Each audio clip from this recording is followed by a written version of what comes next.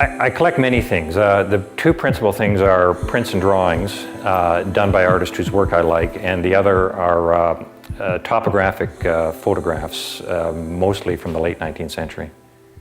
I'm more interested generally in drawings than I am in finished paintings, and I think this differs from a lot of collectors. A lot of collectors want to collect the end product of what an artist does, because they feel that's their most significant statement. Being an artist myself, what interests me is something very different, and it's the drawings, because they show the first steps that happen after an artist has had an experience and wants to try to translate that into a work of art. And for me, that's the more interesting part for me to look at and to collect.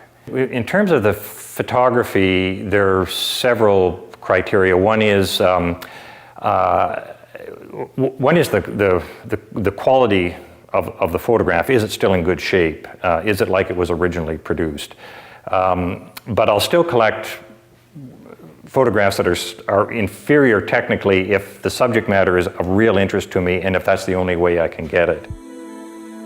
My collection is, it's a little wee part of it is always on the walls in my house. I rotate the photographs through a series of frames that are where the photographs are easily changeable. Partly because they're of interest to me as a practicing artist, and partly I'm just do what all collectors, I assume, do. I enjoy looking at them. I loan my collection out to art galleries, museums. I've always done this. Well, I started collecting, goodness gracious, probably, it goes way, way back. I mean, probably when I was a teenager.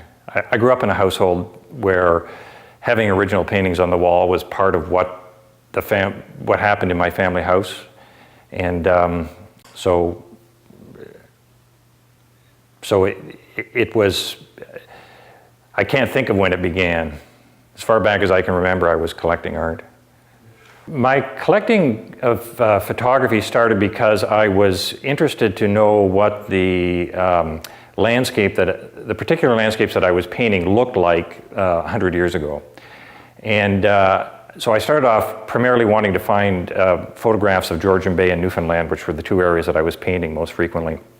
And it's since morphed into a much broader interest in photographs of the world, and particularly North America from 1850 to 1900.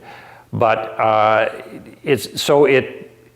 they're important and useful to me in the production of my paintings, but I've also become very fascinated with this early history of photography and how it tied in North America with the kind of technological advance or the movement of the European population across America, the settlement of America, and the building of the infrastructure that made it, that brought the railroads, that brought the mines, all of this kind of thing. I think all collections, and certainly my collection, began as a very private thing. And I think there are moments when they do move into the more of a public realm. And it mostly has to do with the fact that collectors are enthusiastic. The visual art world is not huge in Canada, and very often curators and directors of museums come into contact with people that are collecting. And at some point, sometimes curators say, boy, this would make a very interesting exhibition to have this part of this collection and include it with this over here. And that's usually how it happens. The identification of a collection as being something of interest to the larger public or of being importance to Canadian art history is more often done by the curators than it is by the collectors. I'm sure there are common threads, and I do know many of the people who have great collections in Canada, but it's not the kind of community where you need support from those people in order to do what you're doing. It's simply a group of people who individually have decided they want to do a similar thing, and in that sense, I think each person's collecting is private.